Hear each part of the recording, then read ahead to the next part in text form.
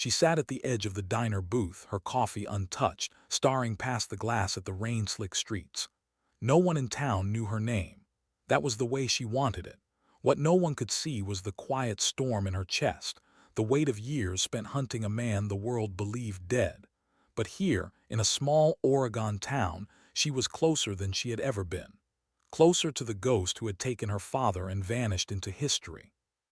Why had she come alone? Why hadn't she called for more backup, more protection?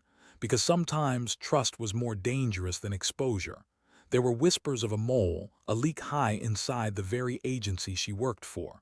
One wrong step and her presence here would be betrayed, so she kept silent. She kept to herself.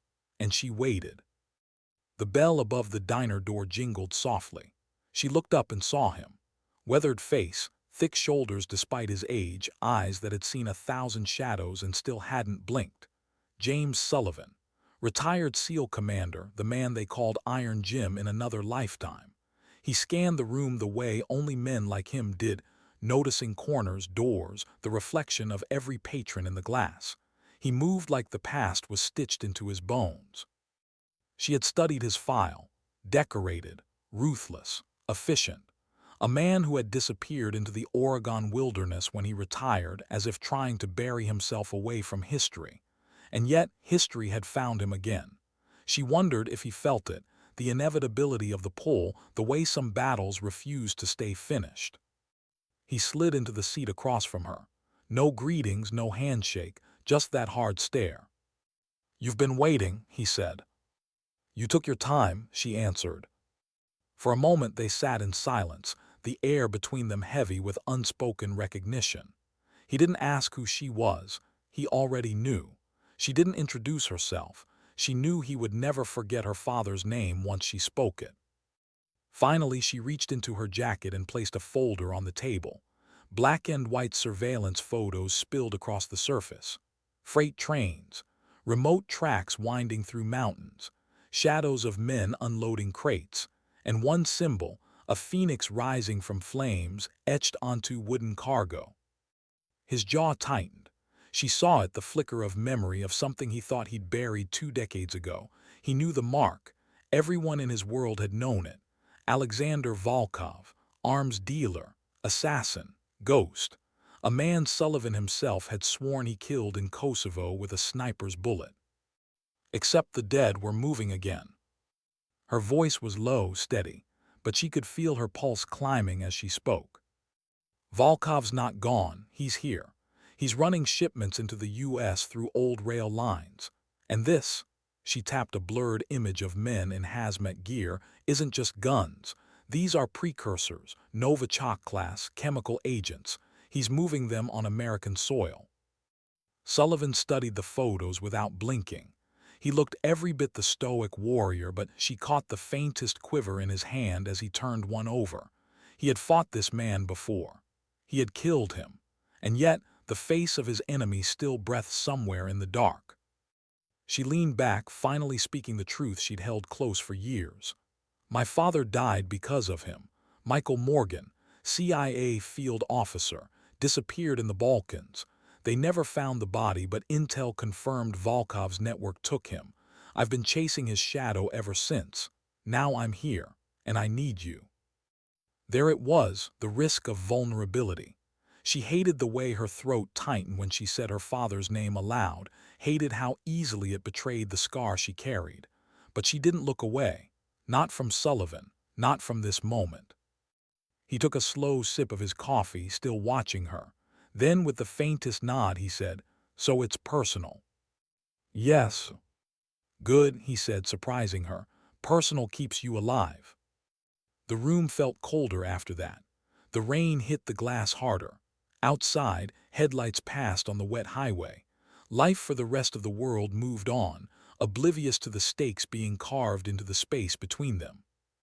Sullivan finally spoke again. "I should tell you no. I should tell you I'm done with this life, but I won't." "Why not?" she asked, studying him. He leaned forward, voice low. Words weighted like stones. "Because I've seen Volkov's kind. They don't stop. They don't die easy. And if he's back, if he's moving poison through our country, someone has to end it, for good. The decision was made before either of them admitted it aloud. He would come back, she would let him, and together they would chase the ghost. But in the quiet, in that instant of unspoken agreement, she felt something else. A fracture, a weight, because the mission wasn't just about Volkov anymore. It was about the things both of them carried, unfinished wars, old grief, regrets they had never laid to rest. And somewhere deep in the Oregon woods, beneath the sound of rain and tires on wet asphalt, the first sparks of another war had already begun to catch fire. Later that night she followed him to his cabin. It looked like nothing, wood and stone tucked into trees like it had grown there naturally. But inside it was a fortress. Reinforced walls, surveillance feeds, weapons laid out with the precision of a man who never stopped preparing. Retirement was a lie. Sullivan had been waiting all along. He led her down a hidden staircase into a bunker. The air was colder there, metallic, heavy with oil and gunpowder. Weapons lined the walls, handguns, rifles, explosives. And there, encased behind reinforced glass, rested the rifle, the SR-25, the weapon that had fired the round Sullivan swore ended Volkov 20 years ago. Her hand brushed the glass unconsciously. He noticed. "That's the one?" she asked. "That's the one," he replied. She looked at him then, searching his eyes. "Then how is he still alive?" He didn't answer, not right away. His silence was louder than any words could be. Because the truth was, he didn't know, and the unknown was worse than the enemy himself. By dawn, the plan had begun to take shape. Old contacts called in. A medic, a demolitions man, an intelligence officer who had risked his career to warn them. A fractured team, older now, pulled back together for one more fight. But she knew the center of it all would be her shot, her rifle, her silence. Because sometimes wars didn't end with battles or treaties. Sometimes they ended with one round, fired at the right time from the right place, into the heart of the right man. She cleaned her weapon that morning, fingers steady despite the storm twisting inside her chest.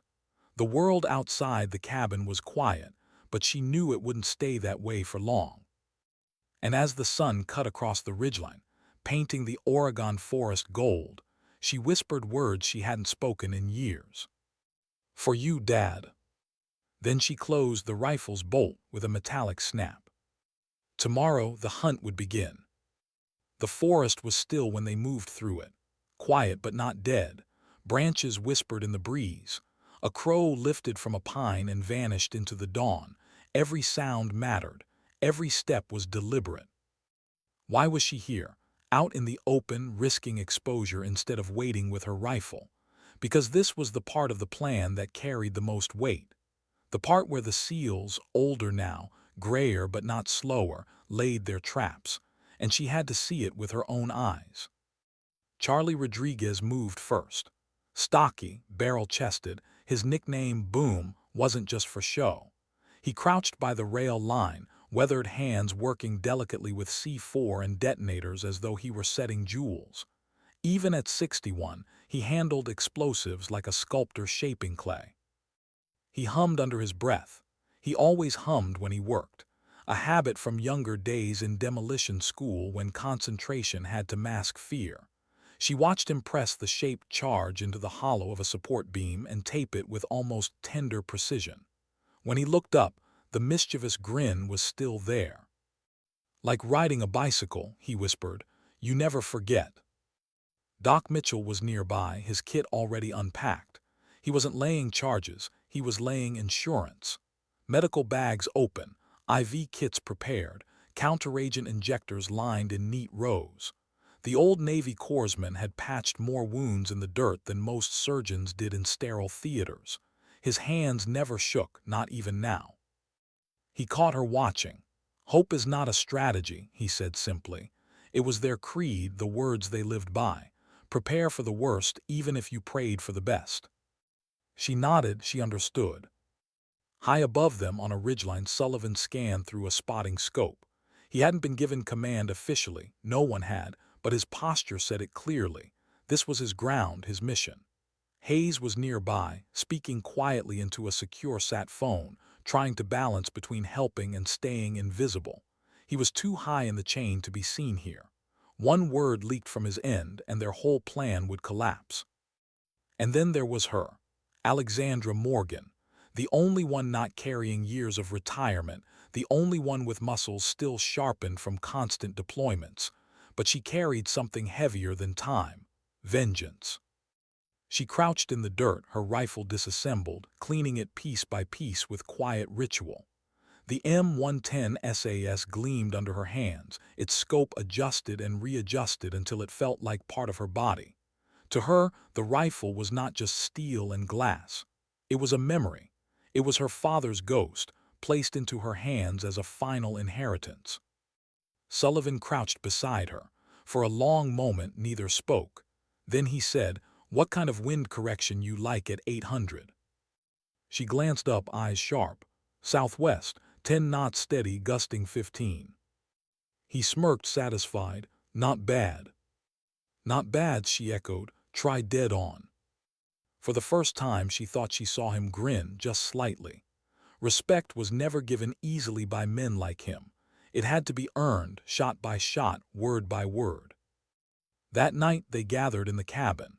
The paper map spread across the oak table, its edges weighed down with glasses of whiskey and suppressors unscrewed from pistols. The overhead lamp cast their faces in gold, deep shadows carved beneath their eyes. Sullivan tapped the map with a finger. 3 objectives. 1. Confirm the shipment. 2. Disable the train. 3. Eliminate Volkov if he's here. They all listened. No interruptions, no arguments. These were operators who had faced impossible odds before and knew the value of a simple plan. "Charlie," Sullivan continued, "charges here, here, here, and here. We need that third car isolated. We're not destroying it, we're keeping proof." Rodriguez nodded, already picturing the sequence in his head. "Easy. I'll chain the blast, cut the couplers, leave the target sitting like a duck." "Doc," Sullivan said, "field station here. Decon ready. Prep for chemical exposure." "Roger that."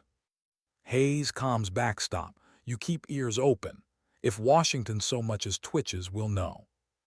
Hayes didn't nod, didn't speak, just wrote something down in a notebook. Then Sullivan's eyes shifted to her. He didn't need to say it, but he did anyway. "You're with me, Ridge Overwatch. You see Volkov, you get him." She held his gaze. "And if I miss?" "You won't." Simple as that. She couldn't sleep. While the others rested, she sat alone on the porch, her rifle across her knees. The Oregon night was alive, crickets humming, wind moving through the trees, an owl calling from deep in the forest. And yet, under it all, silence. The kind of silence only soldiers hear before war. Her thoughts drifted to her father, Michael Morgan, the man who had smiled at her graduation, who had disappeared into smoke and whispers overseas.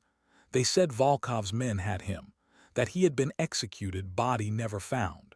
For years she told herself it was just a story, a rumor, but the rage never left. And now, after all this time, here she was, about to lay eyes on the man who had destroyed her family. She pressed her hand against the rifle stock, grounding herself. She had to control it. Vengeance could blind. A sniper didn't have room for fury. A sniper needed calm, silence, perfect stillness. Behind her, a voice broke the quiet. "Sullivan, your father ever talk about Croatia?" She froze. He had never spoken of missions to her, not once. "No," she whispered, "never." "He saved my life," Sullivan said softly. "Got me out when everything went sideways. Your father was steady under fire, braver than anyone had a right to be." She didn't reply, she couldn't. Sullivan set his hand on the railing, his weathered knuckles pale in the moonlight. "You're like him, you know, same fire, same look in the eye." Her throat tightened.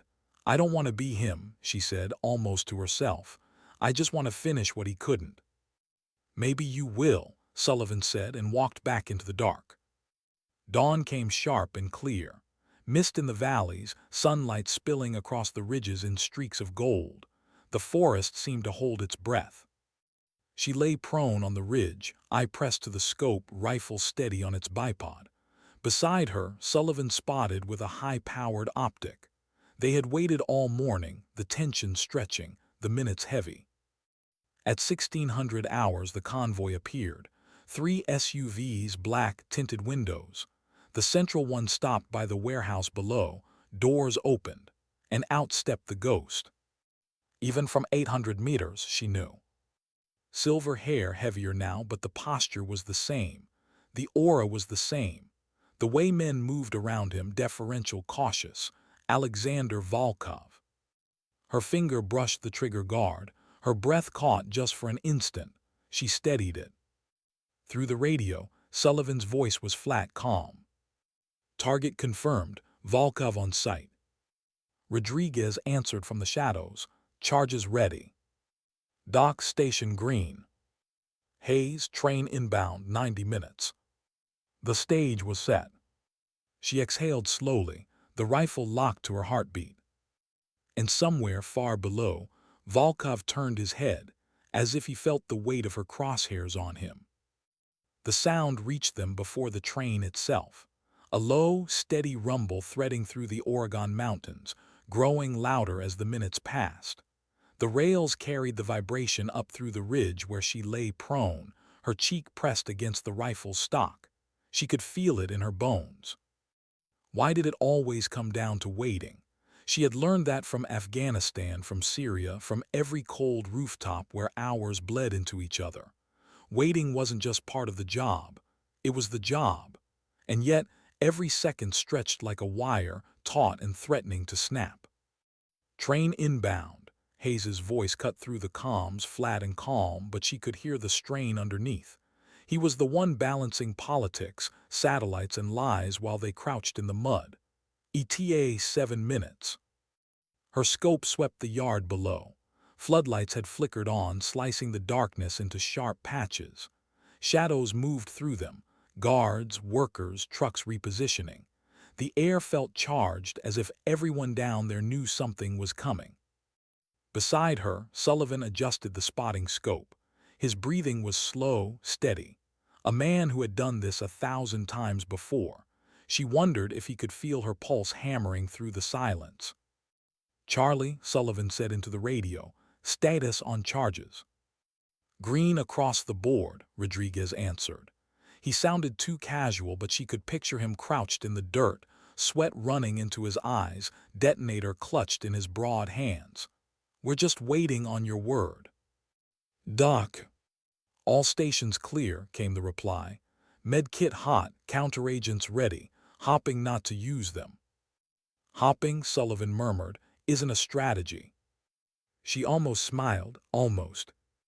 The locomotive appeared like a beast crawling out of the night, headlights cutting through mist, wheels screaming against steel. 8 cargo cars followed, long and heavy, dragging themselves uphill with a groan. She held her breath as it slowed, as brakes hissed, as it rolled into the yard. Through the scope she scanned each car, unremarkable on the outside, rust, old paint, numbers half faded. But the third car stopped differently. Workers gathered around it with deliberate caution. 4 wore protective gear. Hazmat suits, masks, gloves sealed at the wrists. Her chest tightened. "Target car identified," she whispered. "Third behind locomotive, hazmat presence." Sullivan confirmed through his optic. "Charlie, you copy that." "Copy car 3, I'll cut 4 and aft." Volkov stepped closer to the platform now, flanked by 4 bodyguards. He moved with the same cold assurance her father's files had described. She zoomed in. Even age couldn't erase the predator in his face. She steadied her scope, centered the crosshairs between his eyes. 1 pound of pressure. That was all it would take. 1 ounce on the trigger and the ghost would end. But Sullivan's hand touched her shoulder. "Not yet," he whispered. She forced her finger away. She had to wait, for timing, for proof, for the bigger kill. The train screeched to a halt. Workers rushed forward with forklifts, tools, cutting torches. The platform buzzed with frantic energy. Guards shifted positions, rifles visible beneath jackets. It felt like a hive just before smoke was poured in. Sullivan keyed his mic. All elements execute on my mark. 3, 2, 1, execute. The night exploded. The first blast ripped the track a quarter-mile behind the train, sparks and steel twisting into the air. The second shattered the rail in front of the locomotive, cutting off escape. The third and fourth blew clean through the couplers around the third car. Metal shrieked, sparks rained down, and the target sat alone, cut off, helpless. Shouts rose in the yard. Guards scrambled, weapons drawn. Workers ran blindly for cover. Floodlights swung wildly across the darkness. The air was chaos. Through her scope, she caught Volkov. He didn't flinch, didn't panic. He barked orders, cold and sharp, as his bodyguards hustled him toward an SUV. Target moving, Sullivan reported. Alex, disable the vehicle. She didn't hesitate. She settled into stillness, exhaled, and squeezed. The rifle's suppressed thump was soft against the roar below. 800 meters away, the SUV's hood erupted in sparks, fire gouting from its engine block. The vehicle lurched to a halt, useless. Vehicle disabled, she said calmly, though her heart hammered like a drum in her chest. Guards shifted instantly, forming a ring around Volkov. They scanned the ridgeline, weapons up, but they didn't know where she was. She watched them through the glass, crosshairs steady.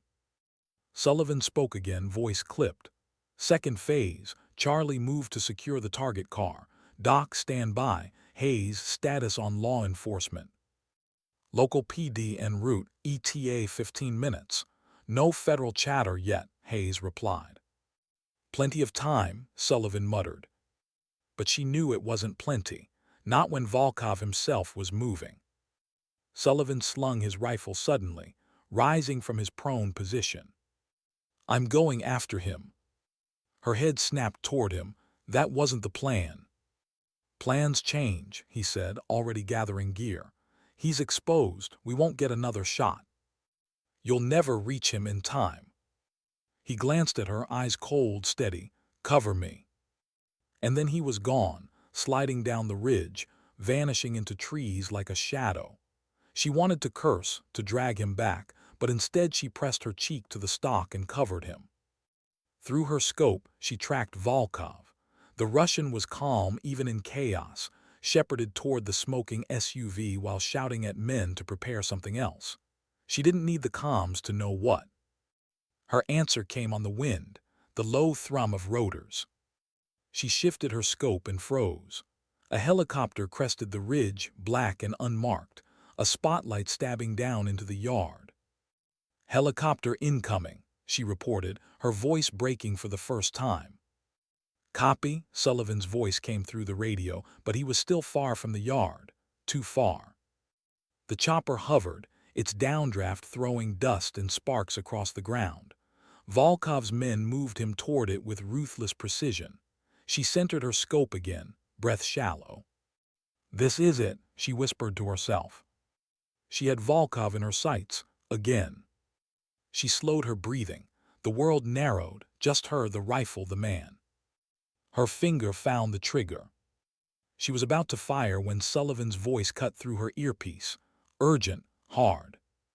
Alex, don't. He's surrounded. You'll give away your position. Wait. Her whole body trembled. Wait.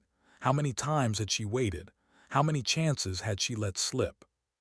She exhaled, fingers shaking just off the trigger. She could feel her father's ghost beside her, the man who had never come home. But still she waited. And below, Volkov climbed into the helicopter, the rotors screaming louder, blades slicing the night.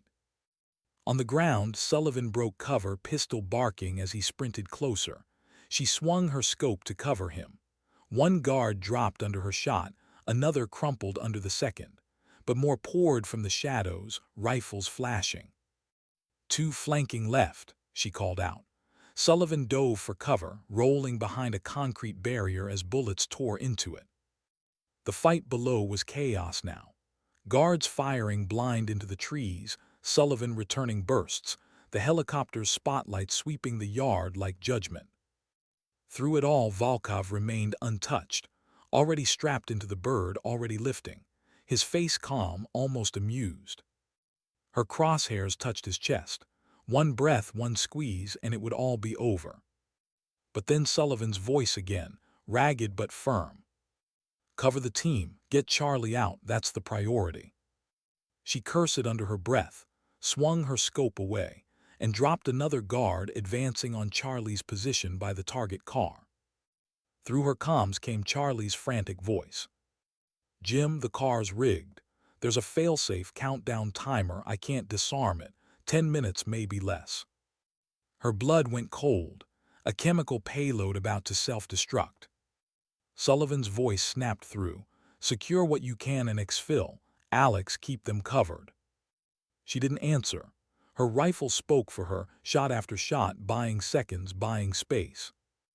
And below, the helicopter lifted, carrying Volkov into the night sky. He was escaping again. And she was left staring through her scope at the empty sky, fury clawing at her throat, her trigger finger still trembling with the shot she hadn't taken. The radio crackled, Sullivan voice tight. "Target escaped, but we've got bigger problems. Chemical car live, timer running." Her chest hollowed out. The mission wasn't over, it was only beginning. The rail car groaned as if it were alive, its steel frame shuddering from the blasts that had isolated it. Sparks still floated through the night air, carried on the smoke that curled upward toward the stars. From her ridge, Alexandra Morgan could see the faint glow of red digits inside the car, a countdown ticking mercilessly toward 0. 7 minutes, Charlie's voice cracked over the radio. He was inside, sweat streaking through the dust on his face, eyes fixed on the case with the timer. "This thing's wired with a failsafe, advanced, way above my pay grade." "Then get out," Sullivan snapped back. His voice was clipped hard, the tone of command that never left him even after retirement. "Grab what evidence you can, then exfil. Leave the rest." Charlie hesitated. "If this goes, Jim, it won't just be steel that burns, the wind." "Move," Sullivan barked. Alex kept her eye pressed to her scope. She could see Sullivan on the ground now, darting between cover, moving toward the car. Too close, far too close. She keyed her comm. "Jim, what are you doing?"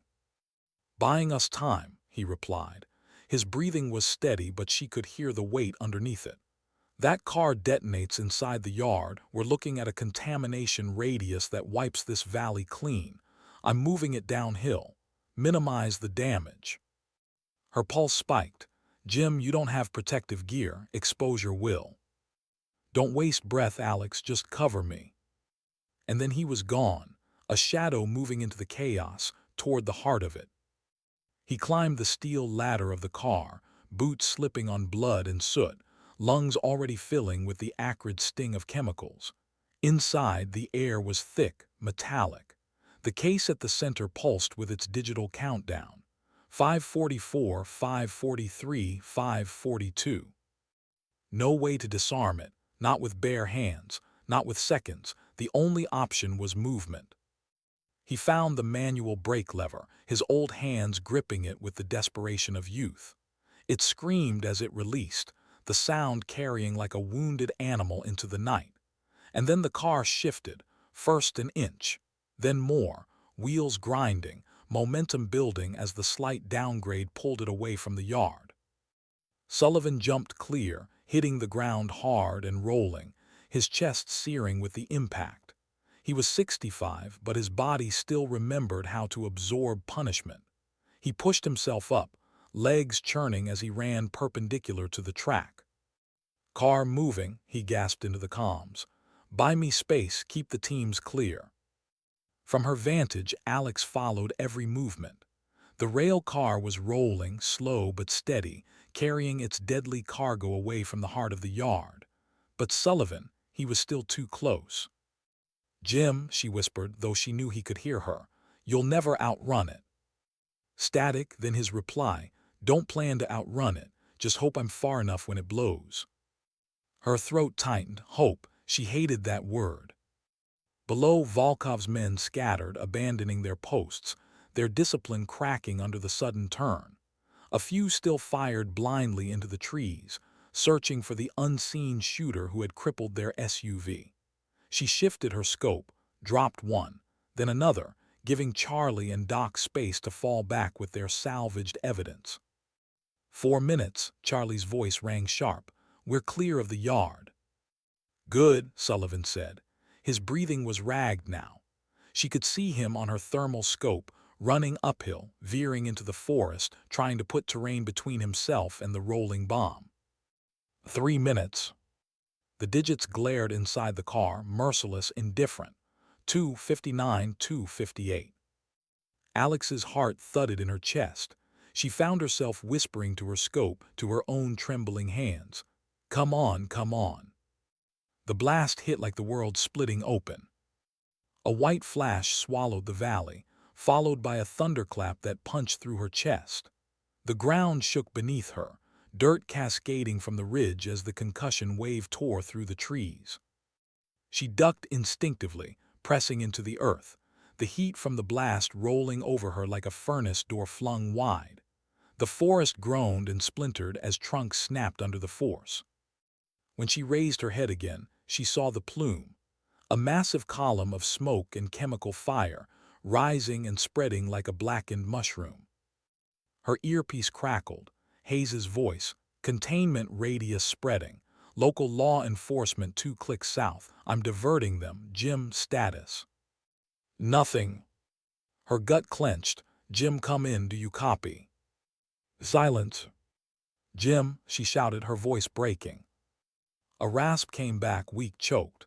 Exposed, counteragent injected, need extraction. Relief crashed into her, fierce and sharp. He was alive, but not for long without help. Hold on, she said, her hands gripping the rifle as though it were his arm. Doc's inbound, just hold on.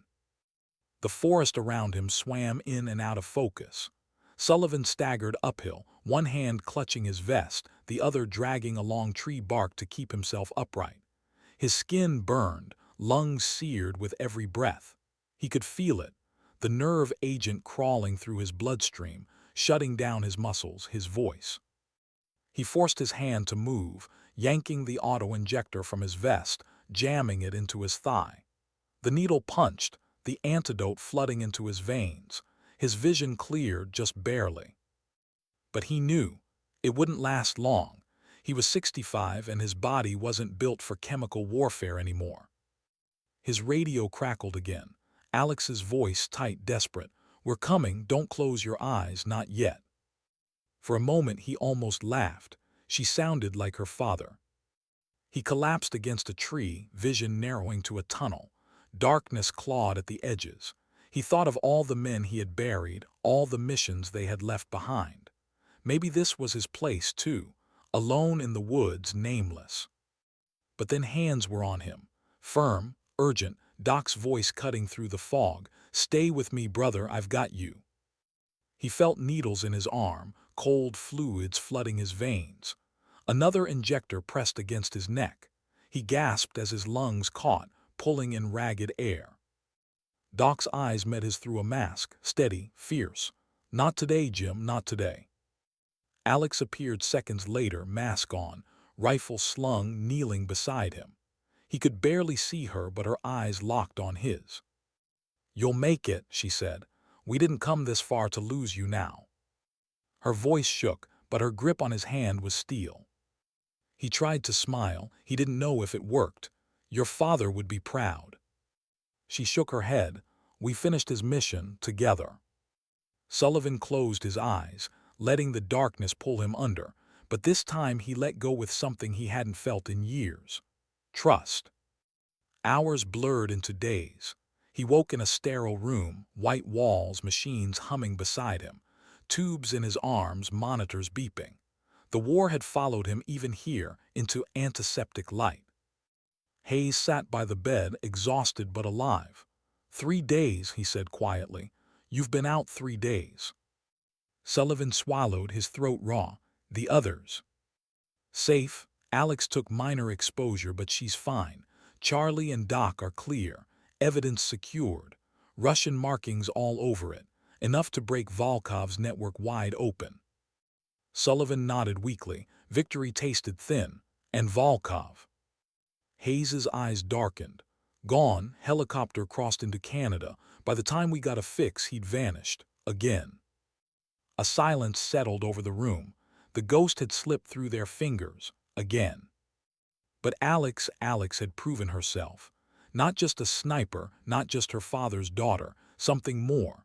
She had steadied the line when Sullivan faltered. She had carried the weight when it threatened to crush them all. And somewhere out there, Volkov was still breathing, which meant this wasn't over. Not yet. She hated hospitals. The smell of bleach, the hollow hum of fluorescent lights, the way time seemed to bend inside those walls. They were places of waiting, not healing. She had visited too many, seen too many beds that never emptied. And now Sullivan lay in one, his frame swallowed by tubes and wires, his chest rising shallow beneath crisp white sheets. Machines whispered and beeped, charting the fragile rhythm of a man who had carried wars on his shoulders longer than anyone had a right to. Alex sat in the corner of the room, her sniper's hands folded uselessly in her lap.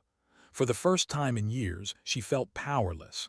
There was no rifle to steady, no scope to control, only the slow tick of the clock and the weight of her own restless thoughts. Why had he gone after the car alone? Why had he carried that burden himself? Was it duty, or was it guilt? She remembered the way he had spoken of her father, the flicker of grief in his eyes when he said Michael Morgan's name. Maybe Sullivan carried ghosts of his own, debts unpaid, mistakes never forgiven. She clenched her fists until her nails bit into her palms. She understood that weight. She carried it too. The door opened quietly. Hayes stepped inside, his suit rumpled, tie loosened. He looked out of place here, polished politics in a room that smelled of blood and survival. "Any change?" he asked softly. She shook her head, still sedated. Hayes stood beside the bed, staring at Sullivan. His jaw worked as if words sat there unsaid, waiting. Finally, he turned to her. "We have a problem." Her eyes narrowed. Bigger than a chemical detonation on U.S. soil. "Bigger," Hayes said. His voice carried the heaviness of classified briefings and backroom truths. That car wasn't just loaded with precursors. It was bait. She frowned. "Bait?" Hayes nodded grimly.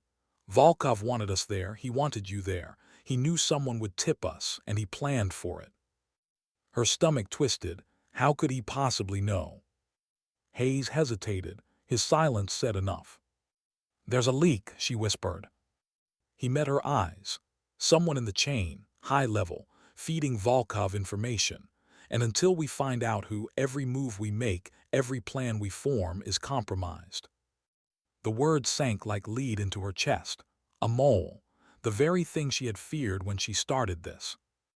That night she stepped outside the hospital, into the parking lot lit by yellow lamps. The air was cold, sharp with autumn. She tilted her head back, staring at the stars through the thin veil of city haze. A question pressed against her ribs, one she had carried for years but never spoken aloud. Was this what her father had faced? Traps laid inside traps, trust collapsing beneath him until even allies became strangers. Had he died because someone whispered his movements into Volkov's ear? Her breath trembled in the cold. She wanted to scream into the night. Instead, she whispered the words only the stars could hear. "I won't let it happen again." Behind her a voice spoke, low, familiar. "You sound like him." She turned. Sullivan stood leaning against the wall, IV still taped to his arm, pale but awake. His eyes were tired, sunken, but they burned with something alive. "You should be in bed," she said. "I've been in beds too long," he replied, pushing away from the wall. His steps were slow but steady. "I heard Hayes about the leak." She studied him in the dim light. If there's a mole, it explains everything. The ambushes, the escapes, Volkov being 2 steps ahead. He nodded. And it means this fight isn't just out there. He gestured toward the darkness beyond the hospital. It's in here with us. They left the hospital 2 days later. Sullivan against medical orders, Alex with her rifle case strapped across her back. The team regrouped at a safe house tucked in the Cascades, an old ranger station repurposed into a fortress. Charlie spread blueprints across the table. Doc checked supplies. Hayes hovered with his phone buzzing nonstop. But the air was different now. Tense, distrustful. Charlie was the first to say it aloud. So which one of us is feeding Volkov? The words landed like a grenade in the room. Don't start, Doc muttered, packing syringes with sharp, angry movements. I'm not starting anything, Charlie snapped. But let's be real. That whole op was compromised. Somebody tipped him. It wasn't me, and it sure as hell was Jim. His eyes cut to Alex. So maybe the new blood. Her hand slammed against the table before he could finish. The maps jumped. Her voice was low, lethal. Say that again. Charlie met her stare. His bravado faltered just slightly. Sullivan's voice cut through, steel and final. Enough. We don't turn on each other, not without proof. The room went quiet, but the doubt lingered like smoke that refused to clear. Later, Alex sat alone outside, rifle in her lap, cleaning the barrel with slow precision. The ritual calmed her, steadied her hands, but inside she was anything but calm. Could it be one of them? These men who had fought side by side for decades, could betrayal hide behind their weathered faces? Or was the leak higher still, someone above Hayes, someone watching from the shadows of Washington? The not knowing gnawed at her. Suspicion was a poison of its own, just as deadly as the chemicals Volkov moved across borders. She set the rifle aside and buried her face in her hands. For a moment she let the weight crash over her. The doubt, the grief, the endless chase. And then she forced herself to breathe, deep, steady. She couldn't let it break her. Not yet. The breakthrough came the next morning. Hayes walked in, phone in hand, eyes sharp with something new. Intercepted transmission, he said, laying the device on the table. Encrypted, origin unknown, destination Volkov. He hit play. The audio crackled with static, but the words were clear enough. A voice, low and clipped, speaking in English with no accent. They know about the rail lines. They'll come tonight, be ready. Her stomach dropped. She recognized the words. It was the night before the raid. Someone had sent Volkov their movements hours before they struck. But the voice. Charlie leaned forward, squinting. Doc froze mid-motion. Sullivan's face hardened. And Alex felt her blood run cold. She knew that voice. She didn't say it, not yet. The words stuck in her throat like barbed wire. Because to name it would make it real. That night she stood by the cabin window, staring into the black woods. Her reflection stared back, pale and tense in the glass. Was it possible? Could one of them truly be the mole? Or was her mind betraying her, twisting shadows into enemies? Her hand hovered near her rifle, fingers brushing the stock as though the weapon itself could answer. Behind her, Sullivan's voice came low, almost gentle. You heard it too. She turned. He stood in the doorway, his face unreadable in the dark. Don't let it consume you, he said quietly. Suspicion eats you alive. Seen it happen. Units turn on each other and the enemy doesn't have to fire a shot. She swallowed hard. But if we don't find the leak, Volkov wins. Sullivan nodded slowly. Then we find it together, but carefully, no panic, no blood until we're sure. She studied him, the weight in his eyes, the scars carved into his voice. For the first time, she realized he wasn't invincible. He was a man balancing on the same edge she was, fighting the same doubts. She nodded quietly, firmly. They would find the truth. But the question that gnawed at her, the one that stole her sleep that night, was this. What if the truth destroyed them before Volkov ever could? The woods were too quiet. Not the peaceful kind of quiet, but the suffocating kind. the kind that pressed in on her ears until every snap of a twig, every shift of leaves, felt like a warning. Alexandra Morgan sat by the cabin's back door, rifle resting across her lap. She hadn't slept more than an hour in 2 nights. Every time she closed her eyes, the voice from that recording echoed through her head. Cold, measured, betraying. She knew it. She couldn't name it, not out loud, but she knew.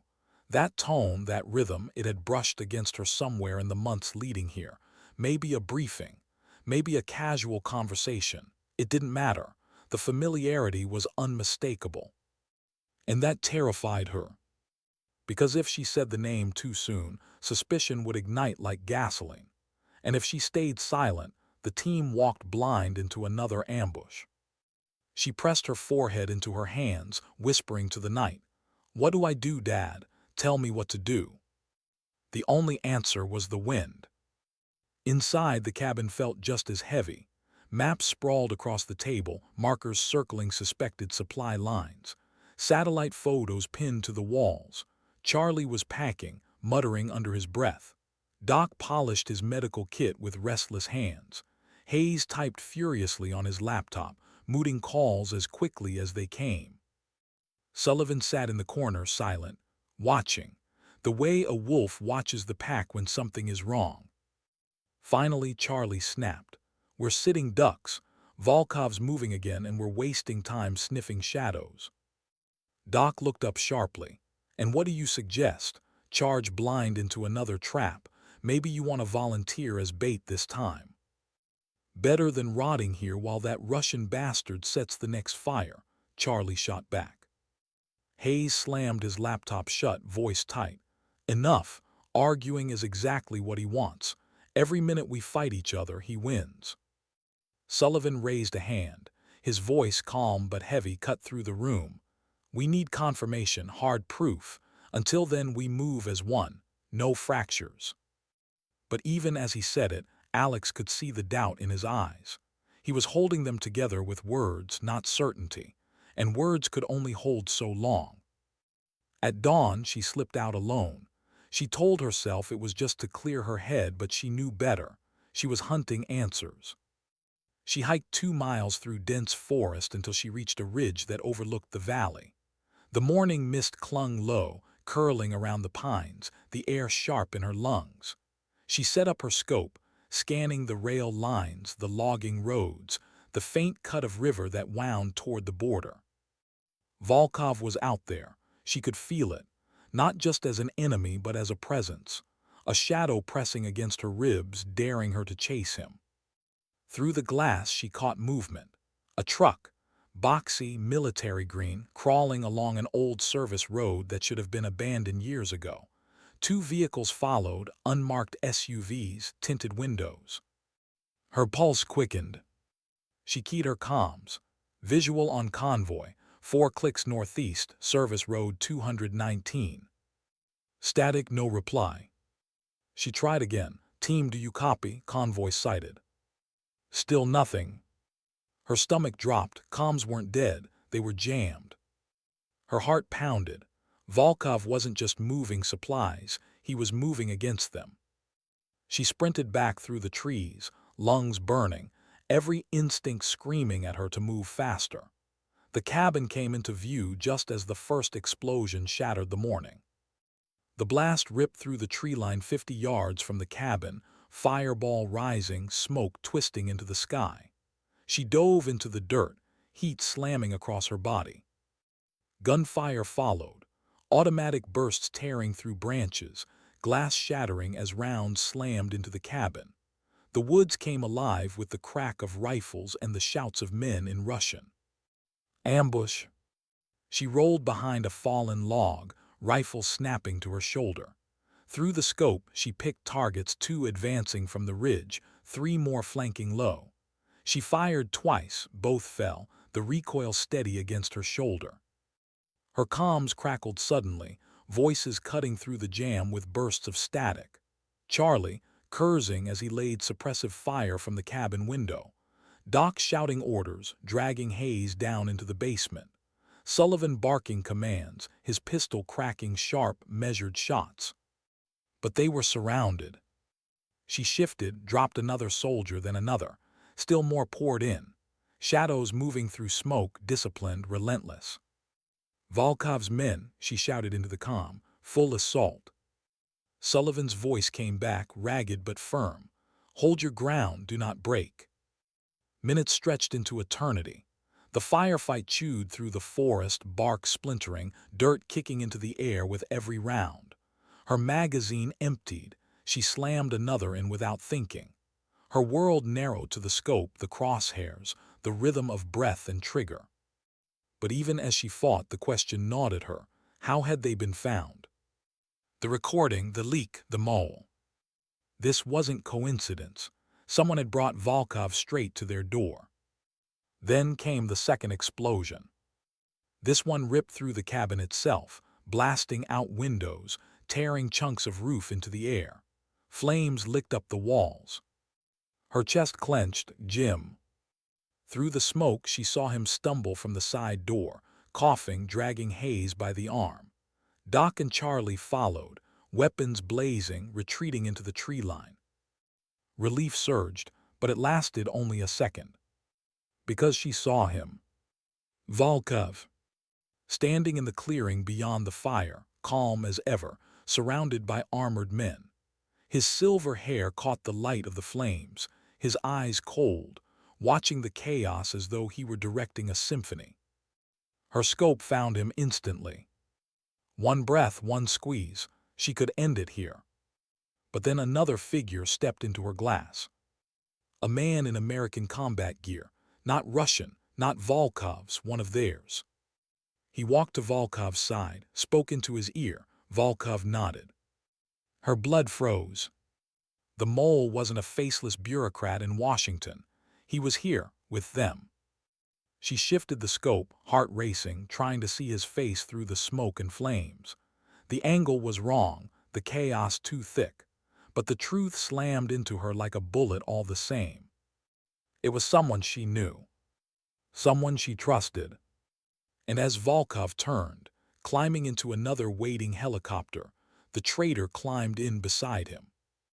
The bird lifted, rotors tearing the air, dust and ash swirling across the clearing. Her finger trembled on the trigger, desperate to fire to stop them.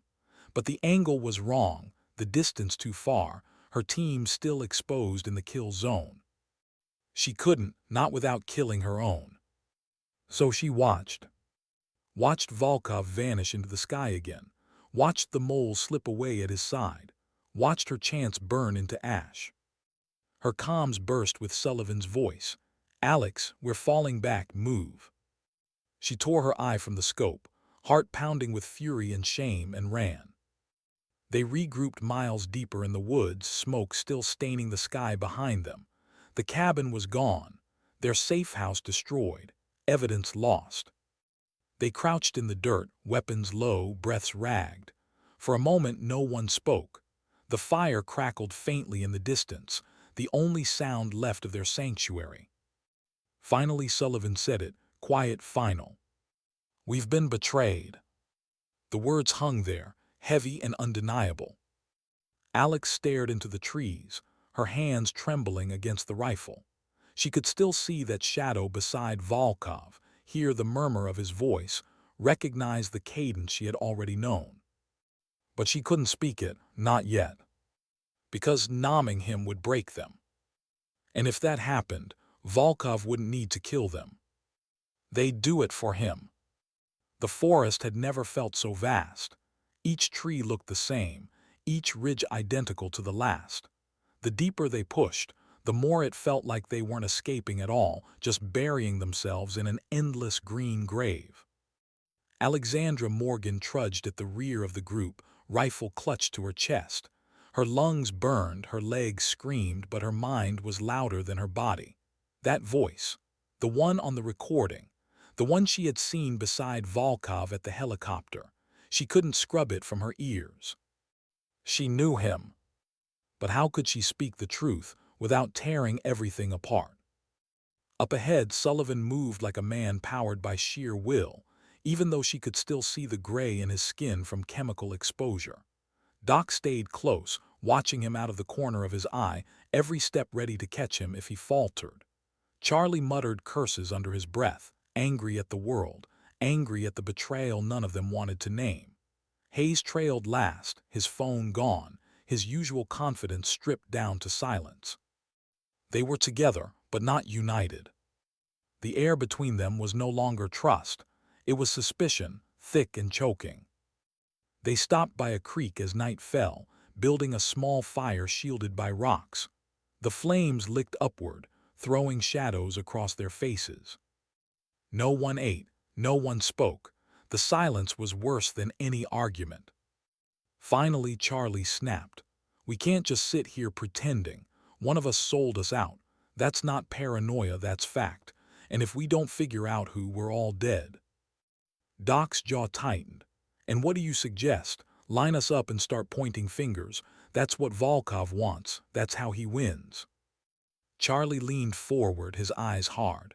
"You don't think he's already winning? He knew where we were. He brought the fight straight to our door, someone told him." Sullivan's voice broke through, low but edged with command. "Enough." Charlie looked at him, defiant. "We can't ignore this, Jim, you know it. We've been compromised from inside. Until we find the mole, we're blind." Sullivan didn't flinch. "Then we keep moving, we survive. Answers will come, but we do not turn on each other in the dark." His words carried weight, but Alex could see the strain in his face. He didn't believe them, not entirely. He was holding the pack together with sheer force of will, and the seams were starting to tear. She wanted to speak, to name the voice she knew, but her throat locked. If she was wrong, if suspicion was enough to fracture them, then Volkov didn't need to lift a finger. So she stayed silent, and hated herself for it. Later, while the others slept in shifts, she sat awake by the fire, rifle across her knees. The flames crackled, sparks drifting into the black canopy above. Her father's face came to her then. Michael Morgan. She remembered him kneeling by her bed as a child, telling her stories about courage. "Courage isn't about not being afraid, Lex," he had said softly. "It's about being afraid and still doing what needs to be done." She closed her eyes. Was this courage, holding the truth, waiting for the right moment? Or was it cowardice, hiding from the fracture she feared? A twig snapped in the darkness. She spun, rifle up, breath caught. Sullivan stepped from the shadows, his hands raised slightly. "Easy," he said. She lowered the rifle, exhaling hard. "You shouldn't sneak up like that." "Habit," he said, sitting across from her by the fire. The flames painted his face in sharp lines, carving the years deeper into his skin. "You're not sleeping," he said. "Neither are you." He nodded faintly, then after a long silence, "You know something." Her chest tightened. "What makes you say that?" "The way you watch us," he said simply. "The way you flinch when Hayes talks. You've heard something, seen something." Her lips parted, but no sound came. He was right. Of course he was. He'd read her like an open scope. He leaned forward, his eyes steady, voice low. "If you know who it is, you need to tell me." She swallowed hard. The words clawed at her throat. She almost said them. Almost. But then the memory of that recording flooded back. The static, the muffled cadence. And doubt slipped in like a knife. What if she was wrong? Her silence stretched. Sullivan studied her for a long moment. Then he leaned back, his jaw tightening. "When the time comes, Alex, don't hesitate. Hesitation gets people killed." He stood, fading back into the shadows, leaving her alone with the fire and the weight of words she couldn't bring herself to speak. At dawn they moved again. Through the pines, across ridges, deeper into the wild. No radios, no signals, just silent hand signals and the crunch of boots on soil. By midday they reached an old fire tower, long abandoned, its rusted stairs creaking under their weight. They climbed to the top, setting up a temporary lookout. From there the valley stretched wide, rivers glinting like silver threads, the scars of clear-cut logging etched into the hillsides. Charlie scanned with binoculars. Convoys down there, small ones. They're moving supplies toward the border. Looks like Volkov staging for something big. Hayes muttered, if he gets that payload across, it's not just Oregon at risk. He'll have distribution channels across half the country. Alex adjusted her scope, zooming in on the convoys. She could see faces through windshields, weapons slung casually across laps, professional, hardened. These weren't smugglers, they were soldiers. She whispered almost to herself, this isn't just supply, this is preparation for war. Night fell fast, the valley cloaked in shadows. They stayed in the tower, taking turns on watch. Alex lay awake, staring at the rotted ceiling beams, listening to the slow breathing of the men around her. Every inhale and exhale was a reminder of how fragile their trust had become. Her mind raced. Should she tell Sullivan everything? Should she risk the fracture? Or should she wait, hold the truth until she could prove it without doubt? She thought of her father again, of the stories he told, of the courage he spoke of. And then she thought of Volkov, smiling as the helicopter lifted, the mole at his side. The image burned hotter than fire. She turned onto her side, gripping her rifle tight, and made herself a vow. She would find the traitor. She would put him in her scope. And when the moment came, she would not hesitate. But she didn't know, couldn't know, that Volkov was already moving faster than they were, that the next strike wasn't days away but hours. And that when it came, it would not just test their mission. It would test the fragile bond between them all, one that was already cracking under the weight of betrayal.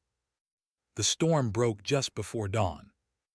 Rain hammered the fire tower's roof, drumming like gunfire, the wind howling through broken beams. The team huddled inside, restless, watching lightning split the sky over the valley. The storm should have masked their movements, but it didn't feel like cover. It felt like warning. Alex sat with her rifle across her knees, watching water bead and run down the scope. Her nerves were wire-tight. Every instinct screamed that time had run out. And she was right. Because Volkov wasn't waiting for them to come. He was coming for them. The first shot cracked just after sunrise. Glass shattered. Charlie collapsed with a shout, clutching his shoulder as blood poured between his fingers. Doc dragged him down instantly, screaming for cover. Bullets tore through the walls, splinters flying. The fire tower rattled under the assault. They'd been found again. Alex dove flat, dragging her rifle to the window. Through the storm she spotted them, Volkov's men, dozens, moving like shadows through the trees. They fired in coordinated bursts, suppressing the tower, driving them down. Sullivan's voice roared over the gunfire. Positions, return fire, don't let them breach. The tower erupted with muzzle flashes as Charlie, despite his wound, leaned into his weapon. Doc kept him steady while firing bursts between bandaging. Hayes scrambled for cover, pale and frantic. Sullivan moved with precision, each shot deliberate, buying seconds. And Alex, she became stillness itself. Breathing slow, scope clear, every trigger squeeze dropping another shadow in the storm. But even as she fought, she knew this wasn't the real attack. This was the net tightening. A roar split the storm. Helicopter blades. She swung her scope upward, and her chest clenched. Another black bird hovered above the tree line, lowering toward a clearing just beyond. And in its open door stood Volkov, calm as ever, silver hair whipped by the wind. And beside him again that shadow, the mole, the one who had betrayed them. She strained against the scope, adjusting through rain and mist, until the face came clear. Her heart stopped. Hayes, the man who had brought them intelligence, who had warned them of leaks, who had sat by Sullivan's hospital bed speaking of loyalty. Hayes was the mole. The truth seared through her like fire. Every doubt, every whisper, every suspicion, confirmed in a single, brutal image. She almost screamed it into the radio, almost shouted his name. But when she turned, she didn't have to. Sullivan was already staring at Hayes across the tower floor. and Hayes was staring back, his pistol raised. It happened in a heartbeat. Sullivan lunged, driving Hayes's weapon aside. The shot cracked wide, shattering plaster. They slammed into the wall, fists and elbows, the struggle raw and desperate. Hayes fought with a fury Alex had never seen in him, the polished bureaucrat shedding his skin to reveal the predator underneath. "You never should have dug this deep," Hayes snarled, grappling for the gun. "Volkov owns half of Washington. You think you can stop that?" Sullivan grunted, driving his shoulder into Hayes's chest. "I don't care who he owns. You're done." The gun skittered across the floor. Alex dove for it, sliding on wet boards, snatching it just as Hayes slammed Sullivan against the window. The glass cracked, rain whipping in, both men struggling at the edge. She raised the pistol, hands shaking. For the first time, she wasn't behind a scope. This wasn't 800 meters. This was feet. Her finger hovered on the trigger. Hayes's eyes locked on hers, cold, certain. "You won't do it. You don't have the guts." And for a heartbeat, she believed him. Her father's voice cut through her panic. "Courage isn't about not being afraid, Lex. It's about doing what needs to be done." She exhaled. The shot was deafening in the enclosed space. Hayes jerked, stumbled, and fell backward into the storm, disappearing into the rain below. Silence followed, only the storm remained. For a long moment, none of them moved. Then Sullivan turned, his chest heaving, his eyes meeting hers. Not with anger, not with judgment, but with something closer to sorrow and pride. "You did what had to be done," he said quietly. She lowered the pistol, her hands trembling. She wanted to feel relief. She wanted it to be over, but all she felt was hollow. Hayes had been one of them, a friend, a comrade, and she had ended him. Doc broke the silence. "We're not done, look." They turned. The helicopter was still there. Volkov was still there, and he had seen everything. Through her scope, Alex found his face. For the first time, she saw emotion break his mask. Not fear, not anger, but calculation. He knew she would shoot. He wanted her to. And that terrified her more than anything. The helicopter began to lift, rising through the storm. This was her moment, the one she had chased for years. Her father's ghost burned at her side, urging her to pull the trigger. She steadied the rifle, breath shallow, crosshairs fixed on Volkov's chest. 1 pound of pressure, that was all it would take.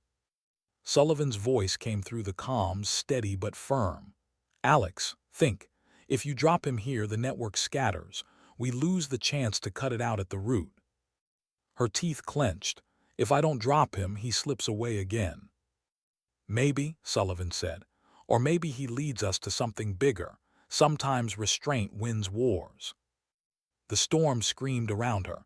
Her pulse thundered in her ears. Father, duty, vengeance. She had to choose. Her finger curled. And then she let out her breath, moved the crosshairs off his heart, to the engine. The rifle cracked. The helicopter shuddered, smoke belching from its side. It veered, struggling against the storm, spinning out as pilots fought to control it. Volkov clutched the doorframe, eyes locked on hers through the scope, even as the bird spiraled away into the storm, vanishing behind a ridge. Not dead, but wounded. Not finished, but cornered. The silence after the firefight was deafening. The storm passed, leaving the valley raw and broken. Smoke curled from the tower, bodies lay scattered below. The team sat in exhaustion, bloodied, burned alive, barely. Charlie groaned, clutching his bandaged shoulder. Doc sat beside him, eyes hollow but determined. Sullivan leaned against the wall, staring at nothing, lost in thought. And Alex sat apart, rifle across her knees, rain dripping from her hair. She thought of her father, of Hayes, of Volkov's eyes staring back at her as the helicopter fell from the sky. She thought of what Sullivan had said, that restraint could win wars. And she wondered if it was true. They left the tower by nightfall, moving deeper into the wilderness. Volkov wasn't gone. Not yet. But his network was cracking, his grip loosening. They had cut out the traitor, survived the ambush, and lived to fight another day. It wasn't victory, but it was survival. And sometimes, survival was the sharpest kind of victory. As they moved through the dark, Sullivan fell into step beside her. His voice was quiet, almost lost to the night. "You had the shot, you chose not to take it." She didn't answer, she didn't have to. He nodded, as if that was enough. After a while he said, "Sometimes dignity doesn't speak, it simply acts." She carried those words with her into the night. Not as comfort, not as absolution, but as a reminder of the line she walked now, the line between vengeance and justice, between silence and action. And she knew, when the time came again, she would not hesitate.